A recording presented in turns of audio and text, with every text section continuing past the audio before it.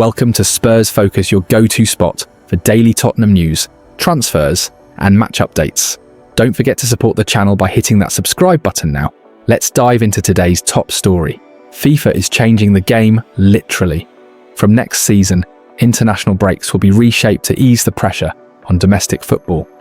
But for Tottenham fans, the real headline is a possible fairy tale return, Harry Kane, back in North London. FIFA has confirmed that they shall be changing the international calendar next season to limit disruption on the domestic schedule. Currently, Arsenal, Chelsea, Tottenham Hotspur, and the remainder of the Premier League and EFL Championship see their season paused less than a month into the campaign. This year, it is to allow for FIFA World Cup qualifiers to take place. However, this international window has also been used for UEFA Nations League and European Championship qualifiers previously. With many of these international matches seen as inconsequential to supporters, there is often disappointment to see the Premier League campaign paused just 3 games in. From next season, it is all changed with the September international window being modified.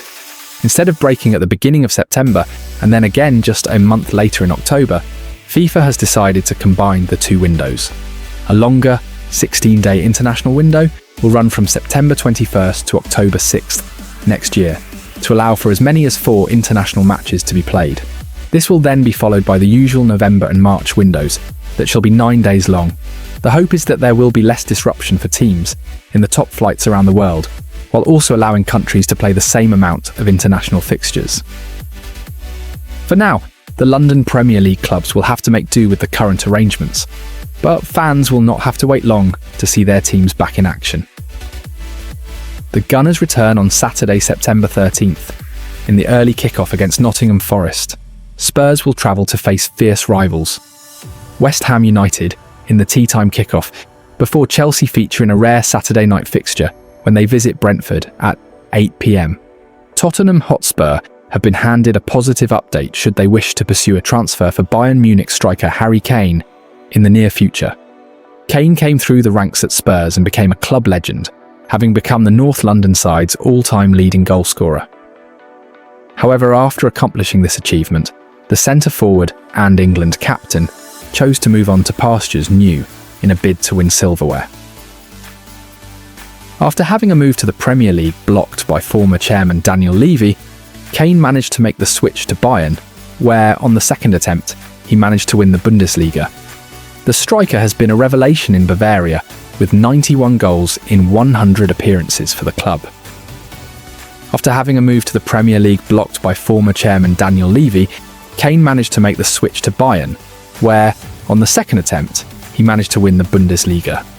The striker has been a revelation in Bavaria with 91 goals in 100 appearances for the club. He has started this season well too, scoring 6 goals already in all competitions.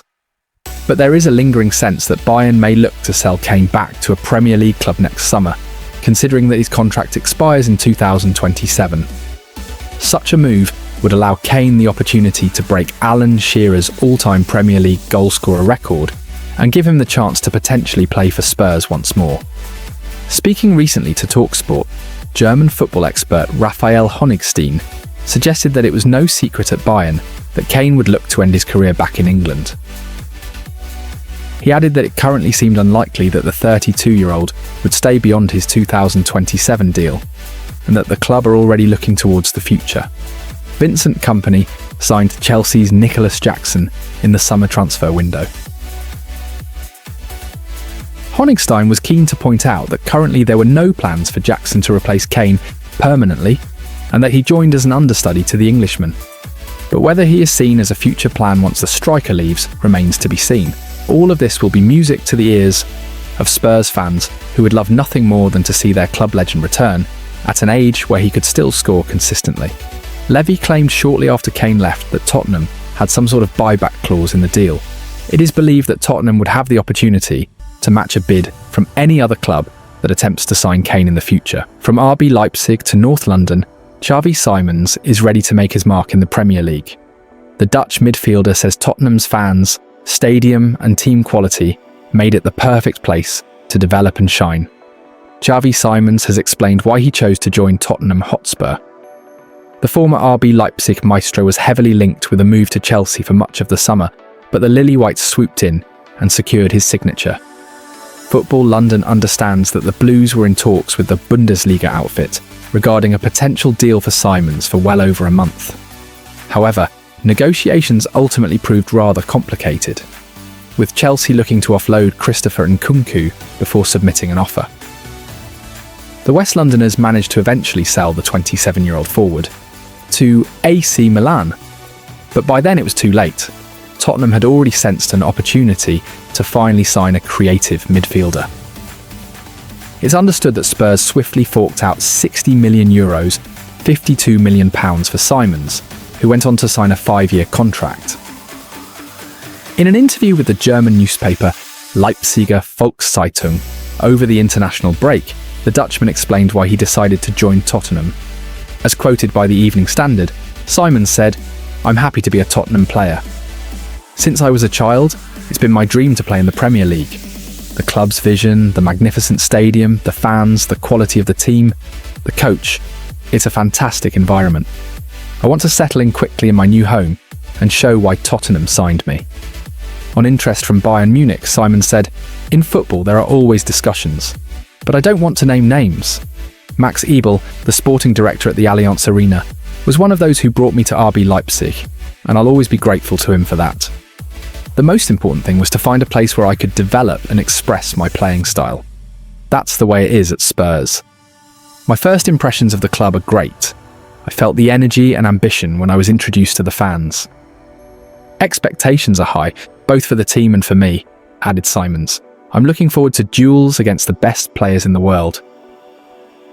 The new Tottenham star revealed that he spoke to Timo Werner before penning a deal in North London. The duo briefly played together at Leipzig during the 2023/24 campaign, sharing the pitch on 10 occasions. On the former Chelsea striker, Simon said, "He told me a lot about the club's greatness and its fantastic fans, and he said he thought it was the right place for me to learn and improve. Thanks for your trust, Timo." Mickey van der Ven also played a key role in the midfielder's decision to join Thomas Frank's men. Speaking recently to the Dutch newspaper Algemeen Dagblad, Simon said the Premier League is fantastic. "Everyone is happy for me that I've been able to take this step." So when many Dutch internationals are playing, we're going to play a lot of matches against each other. That makes it extra special. Mickey van der Ven already said, "We need you, so come here." And that's what happened. Daniel Levy's reign ends at Tottenham, remembered for his deals that even Sir Alex called more painful than surgery.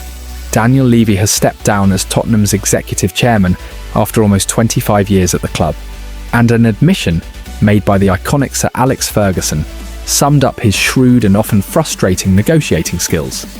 Levy, who joined the Spurs board in December 2000, has been the figurehead behind the North London club's move from White Hart Lane to the Tottenham Hotspur Stadium. He now steps down with no changes being made to his ownership or shares in the club, as the Levy family will continue to own 29.88% of the share capital of ENIC. It comes hot on the heels of Vinay Venkatesham's arrival as Chief Executive Officer, while Peter Charrington has joined the board and stepped into the role of non-executive chairman, in what has been described as a move prioritising sporting success. Levy was renowned during his time with Spurs for his approach to transfers, building up a reputation as a shrewd negotiator with an eye for a deal.